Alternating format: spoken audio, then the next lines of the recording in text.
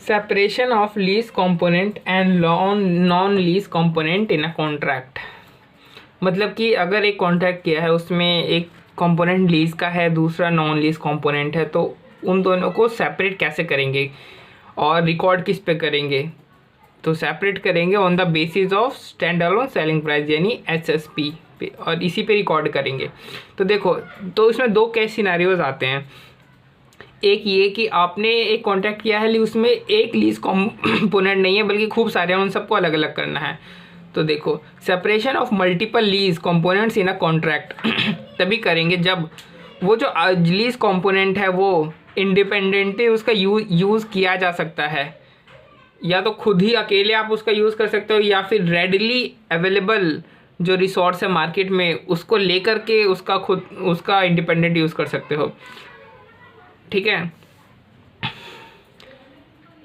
और दूसरा कि एसेट्स जो हैं वो आपस में, यानी जो कॉन्ट्रैक्ट में जो लीज कंपोनेंट है वो आपस में हाईली इंडिपेंडेंट और इंटर रिलेटेड नहीं है।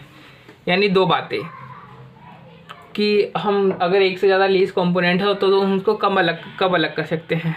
तो पहला ये कि वो highly inter related inter dependent नहीं होने चाहिए।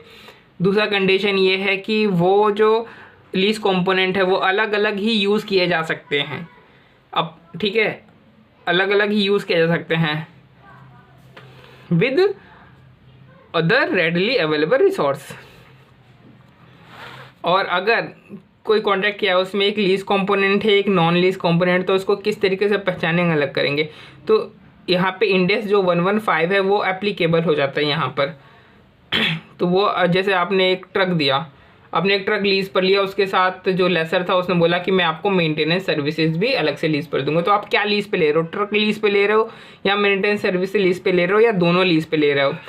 तो आप ट्रक लीज पे ले रहे हो, आप मेंटेनेंस सर्विस लीज पे नहीं आ रहे हो, क्योंकि इंडियन सर्विस में जो मेंटेनेंस वाली जो सर्विस है वो एक डिस्टिंक्ट गुड्स और सर्विस में आती है। तो यानी ट्रक अलग है और आपका मेंटेनेंस वाला अलग है। ये तो आपका ट्रक हो गया लीज पे, और नॉन लीज कंपोनेंट कौन सा हो गया? आपका मेंटेनेंस सर्विस हो गया। तो आपको इन दोनों को अलग अलग करना है। लेकिन लेसी के पास ये चॉइस होती है कि वो चाहे तो ये बोल देगा कि मेरे लिए प्रैक्टिकल नहीं है कि मैं ट्रक को और उसकी जो मेंटेनेंस सर्विस है उसको अलग अलग रिकॉर्ड करूं, मैं तो इन दोनों को एक ही लीज कंपोनेंट मानूंगा, रिकॉर्ड करूंगा। तो आप ऐसा कर सकते हो, बस आपको एक फाइनेंशियल स्टेटमेंट छोटा सा नीचे फुटनोट देना पड़ेगा।